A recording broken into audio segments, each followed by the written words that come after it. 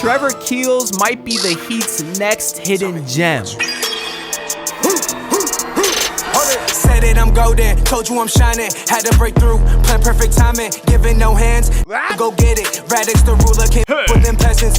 So the Miami Heat have officially set their full training camp roster of 21 players. And I've already talked about some of the new signees like Dane Danger, Ethan Thompson, and Jameer Young, which is who we talked about yesterday. And I like to highlight these guys now because you never know who can become the Heat's next undrafted great. But who it won't be is the guy I want to discuss in today's video, and that's Trevor Keels, because unlike most of the Heat's project players, Keels actually wasn't undrafted. He was a pretty big deal coming out of high school. He was a 5-star recruit, actually got his first Division I offer just 3 games into his freshman season at high school, which is just crazy to think about. And he would finish high school strong. He would become a McDonald's All-American before going one and done at Duke. So he was a pretty big deal. This is not like a Duncan Robinson story who started at Williams College or Hayward Highsmith who played somewhere called Wheeling State. It's not even like Jameer Young, who yesterday we discussed, he started out at a pretty small school in Charlotte. Trevor Keels is a guy that's always had a lot of talent, and I'm excited to see what this Heat development staff can bring out of him. But before we get into that, I want to shout out FanDuel, where right now you can bet on the Miami Hurricanes to take down the blazing hot USF Bulls. I think they're the Bulls. I should know. I live closer to USF now than I do Miami. But right now, you can bet on Miami to take down the Bulls at -800, which I think is kind of crazy. I mean, FanDuel got the spread right now at Hurricanes -17.5. That's 3 scores. And, you know, I'm a Hurricanes fan, so I might put a little money on the Hurricanes money line here. But I don't know if they'll cover that spread. I think they are disrespecting the USF Bulls a little bit. I mean, they are 18th in the country. So maybe you want to take Hurricanes money line, but throw a little bit of money on the USF spread. I think that might be my move for this Saturday. But back to Trevor Keels. He is a 6'5", 215-pound guard who actually just turned 22 a couple of weeks ago. So he's a few years younger than a lot of the Heat's other prospects. Jameer Young is turning 25, and I think next month, Vlad Golden is already almost 25 years old. So definitely Trevor Keels has an edge there in terms of being a few years younger. That's partly because he was one and done at Duke, which I know Nick Arison likes. He's been saying for years he wants less Kentucky guys. We know that's Pat Riley's school. He wants to bring in more Duke guys, which is his alma mater. And I mean, maybe the Heat should stick to taking Kentucky guys because that seems to always work out for everyone. But either way, Duke is still obviously a big program, and Trevor Keels did play pretty well there. Actually, from the jump, he scored 25 points in his first ever game at Duke on 56% shooting, and that was versus Kentucky. So, you know, the guy was a big deal in high school. He could have folded under the pressure. His first game in Cameron Indoor Stadium, whatever the hell the name of that stadium is. Actually, I think the game might have been at Kentucky. But either way, first game of his college career, and he drops 25 points on a loaded Duke team that had Paulo Banchero. Trevor Keels is the guy that stood out. So very clearly, he's a big-time player. And he finished his freshman season at Duke decent, you know, not super strong or anything like that. He finished the year averaging 11 points per game, 3 assists and 3 rebounds on mediocre shooting splits, 42% from the field and 31% from 3 on 5 attempts. And he only shot 67% from the free throw line. That's on 3 attempts. So if you look at the three-point numbers, like Jameer Young, both of them are a little bit concerning. The difference is, though, Jameer Young actually shot like 90% from the free throw line on high volume. And Trevor Keels shot under 70% on kind of low volume. So there's a little bit of a difference there.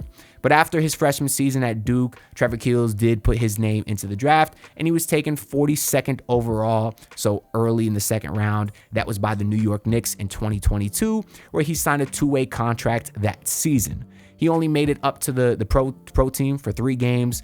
Barely played, though. I think he played like 3 minutes a night. So he spent most of that season in the G League. That's where he spent his last 3 seasons. He went to the Iowa Wolves for the last 2 after playing his first year in the G League with the Westchester Knicks.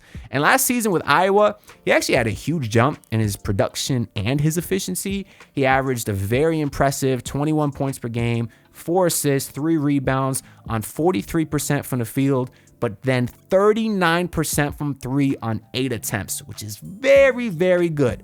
That kind of volume and that kind of efficiency is something that definitely makes me optimistic in terms of his 3-point shooting, because that's a pretty decent sample size. I think he played 31 games last year with Iowa, so that's definitely a good sample size there. Something we really haven't seen from Jahmir Young, so definitely less concerns in terms of shooting with Trevor Keels.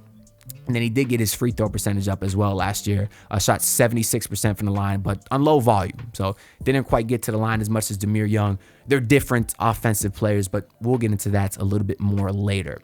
Trevor Keels did have a much less impressive summer league, though. He played for the Pistons. I think it was only about 4 games with them, so small sample size, but he wasn't great. 6 points per game, 29% 3-point percentage, but that was only on 13 minutes a night.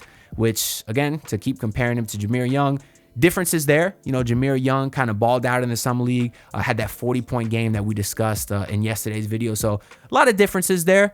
The reason I want to keep bringing up Jahmir Young and I kind of keep comparing the two is because they're both very high-scoring guards. And obviously, we just talked about Jahmir Young yesterday. So I kind of want to compare their two games a little bit because, of course, the Heat still have one two-way spot open. They already gave one to Vlad Golden, a center, Myron Gardner, who's a full forward. So maybe that last two-way spot can go to one of these guards.